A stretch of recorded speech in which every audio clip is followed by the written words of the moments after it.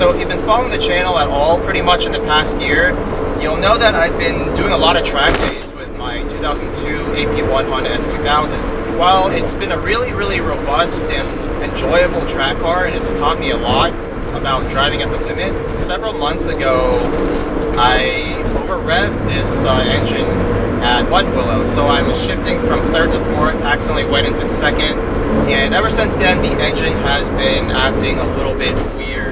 It pretty much started needing very frequent valve adjustments after track days, even after just single sessions at the track.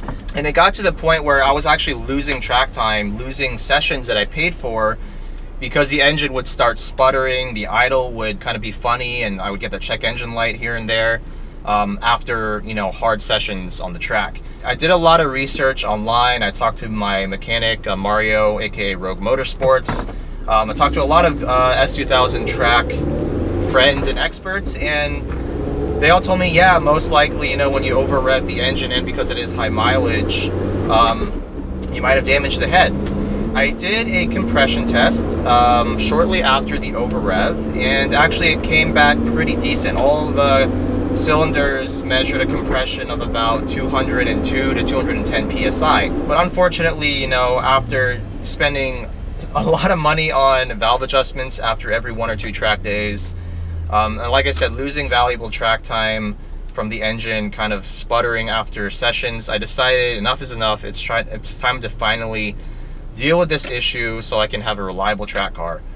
And so first of all, I looked into getting the head rebuilt, which would have been one of the cheaper options. What really sealed the deal for me after doing, like, you know, 4 or 5 track days in that condition, you know, Mario did an oil change for me as part of my normal maintenance, and he sent me a picture of this cup just full of oil that had shiny bits of copper in it. So he told me, you know, more than likely the crank bearing is going out, and you know, the engine more or less was on its last legs, and it was only a matter of time before I blew it at the track. It turns out that Mario had a customer with a 2005 AP2 S2000. He sold Mario that car, and Mario was going to part it out. So he offered to actually sell me the motor from that car. And it turns out that that motor also had about 125,000 miles on it. He did a compression test, and it was 240 psi across all 4 cylinders. And so I said, let's do it. I mean, it was quite a bit cheaper than buying a brand new AP2 motor. So I went with that. The motor's now in the car, ready to attack the track again.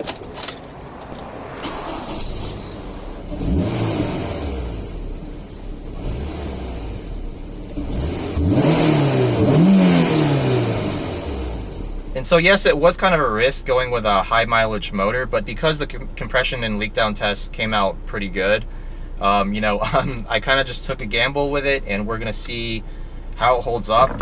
My first track day with this new motor is April 28th at Thunderhill West, so maybe I'll see some of you guys out there.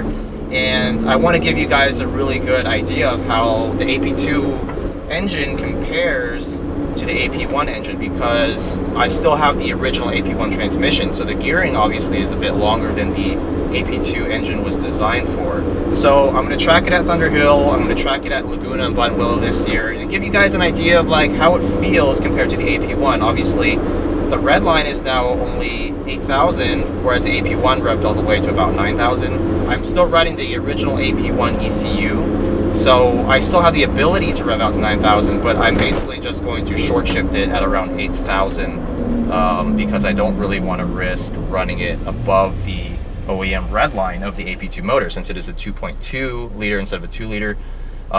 I think a lot of people online say that the piston speed would be about the same for an AP2 motor at around 8,500 to 8,600 RPMs as the original AP1 motor would have been at 9,000 RPMs. But even with that, I think I'm going to play it safe, especially since this motor is already has quite a bit of miles on it. I'm going to play it safe and just short shift at 8,000 for now.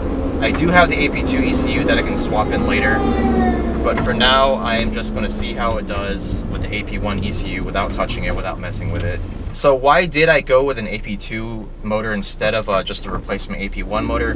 Well, there's a lot of conflicting information on the internet out there about how the AP2 motor is more robust in high RPM operation versus the AP1, because there's a whole debate about AP2 versus AP1 retainers. You know, apparently the AP2 retainers fixed an early design flaw in the AP1, lower chance of failure, but at the same time, I've talked to some other experts who say that you know, it doesn't matter whether you have the AP2 retainers or the AP1 retainers.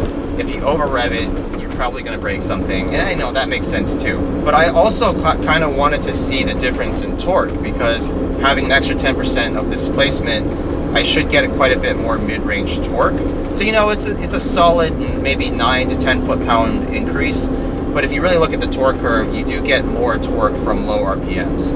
And another thing you guys might be wondering is, how about VTEC? Because VTEC still kicks in at 6,000 RPMs on the AP2, which is the same as the AP1, but now, because I have a lower red line and still have the AP1 gearing, would I fall out of VTEC when shifting at 8,000 RPMs? And the answer to that so far, just from driving it around on the street, is that no, it actually won't fall out of VTEC in second gear, third gear, fourth gear. So as I will attempt to demonstrate here,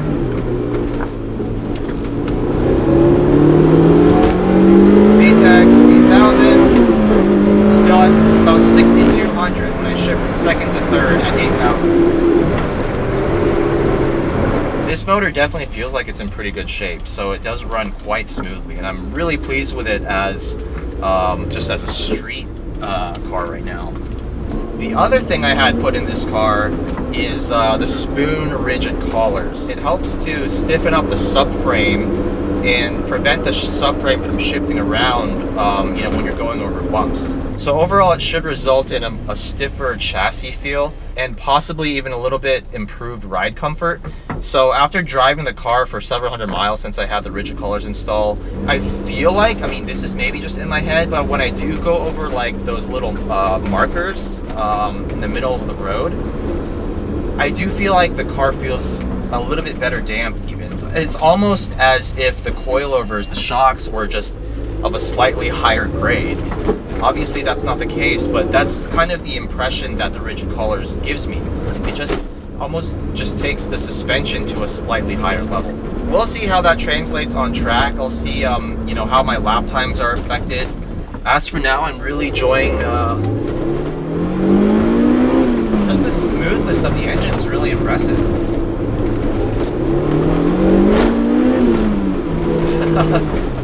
It definitely still pulls hard. I think it does pull a little bit harder than my AP1 motor, which is no surprise. Overall, the car feels good, and I'm pretty pleased with it. Stay tuned for my track impressions on it.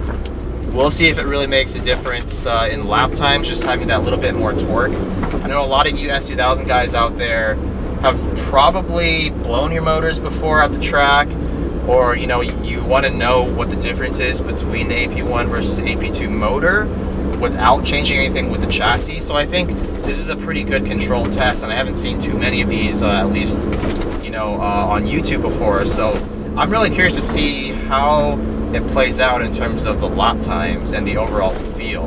And if you're not already subscribed to my Instagram, by the way, you should definitely do that if you want to stay up to date with what I'm doing with my cars.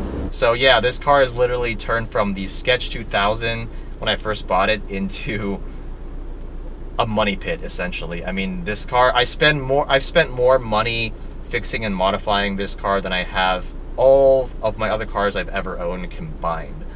So I mean, it just goes to show, when you track a car, things break and you're going to want to upgrade things, and it's turned into a car that I actually really don't want to lose now, even though I kind of bought it as a disposable track car, so to speak. But anyways, guys, thanks for watching. Stay tuned, and I'll see you guys next time.